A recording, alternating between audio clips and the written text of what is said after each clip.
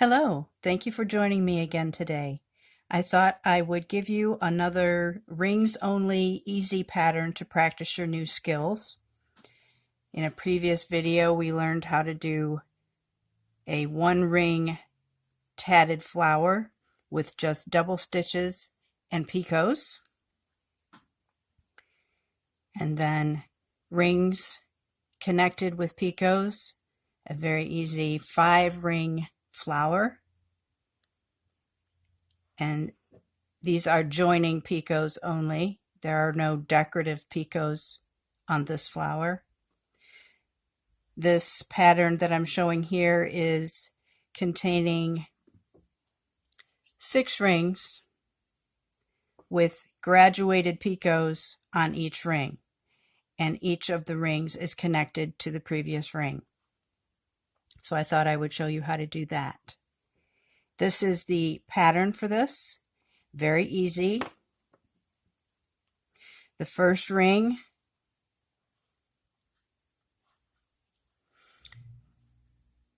three double stitches, picot, 2 double stitches, picot, stitch, picot, stitch, picot, 2, picot, 3.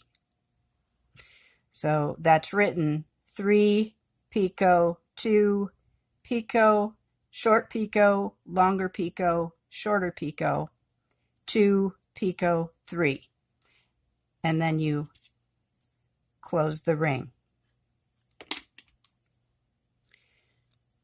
And then your next ring is joined to that first picot. 3, join, 2, 1, 1, 2, picot, 3. 3, join, 2, picot, picot, picot, 2, picot, 3. Each ring, you're doing that same thing for a total of 5 rings. So I've done 4 here. I'm going to show you how to do the 5th and the 6th. So your 5th ring is going to be 3, 1, 2, 3.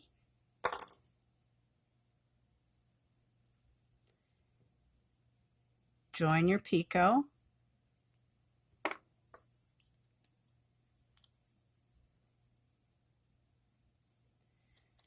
1, 2. Now there are a total of 3 picots on the top of this ring. And as you remember, a picot is just a space held between stitches. And there's the first one. And there's the second one. All I did there was held different amounts of space. You can see that. And then because they slide, they must slide. Once you slide them into place, they look different sizes. And then the third one is the same size as the beginning, as the first picot. And as you can see here, I'm not using a picot gauge to get these picots the same size. I am just creating the picots by feel.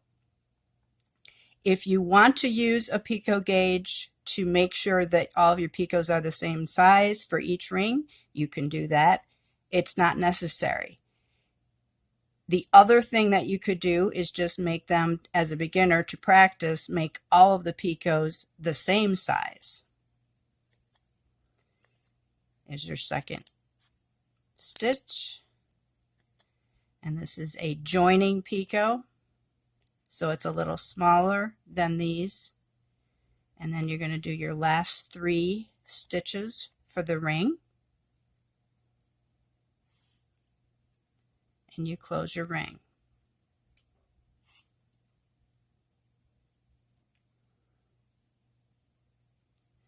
Okay, so there's 5 rings done. We're going to do the 6th ring, which is written 3, join 2, small picot, medium picot, small picot, 2, join 3. This second join here is joining to ring 1, and I'll show you how to do that. That is a twisted join, which we learned how to do when we learned how to do the flower. All right, 3, 1, 2, 3. Join this first picot of the last ring to the 5th ring over here. Do the next 2 stitches. Do your, I'm going to do all the picots the same so you can see what those look like. And if you want to, let's do this. Hold the space. You can see same amount of space in between those knots.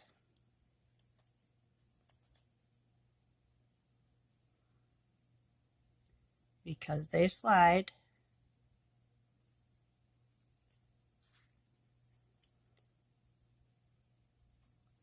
There's your picots on your 6th ring.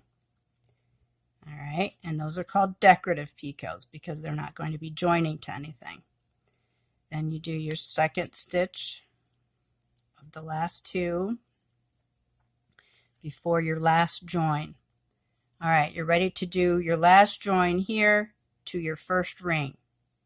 And if you remember in this flower, we needed to make the last join twisted so that the picot will lie flat when it's opened. So we're going to do that here. You take your 1st ring, place the picot you want to join over the thread you want to join to. Take your crochet hook back to front, come around, pull your thread through that picot, pull up a loop long enough that you can put your shuttle through there, pinch that so it doesn't go anywhere, put your shuttle through front to back, and then using the tension in your fingers here, you just make this. And if you want to practice as a beginner, do it any way you can. Just pull this out so this join thread lies right next to your stitches. And just pinch this here. It's still going to be folded. Pinch that there. Do your last 3 stitches.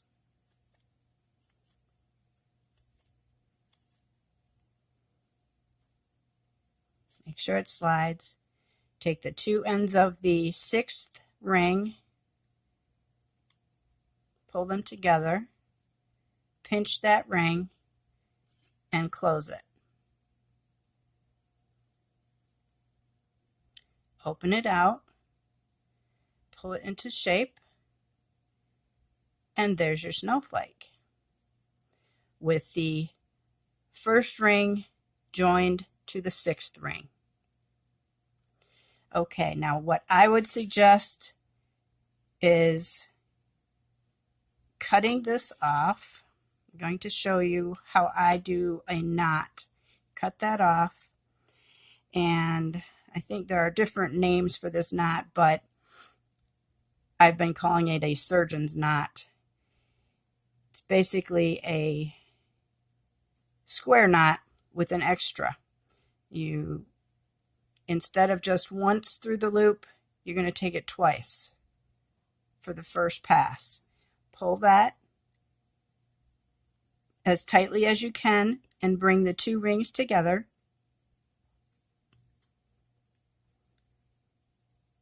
And then one more time.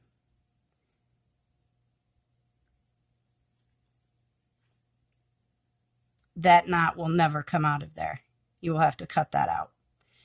It's a phenomenon that I don't understand, but it works. So I would recommend doing that at the end of these. And that way, if you decide that you don't want to either sew your ends in or sew this onto something, you can pull your ends like this.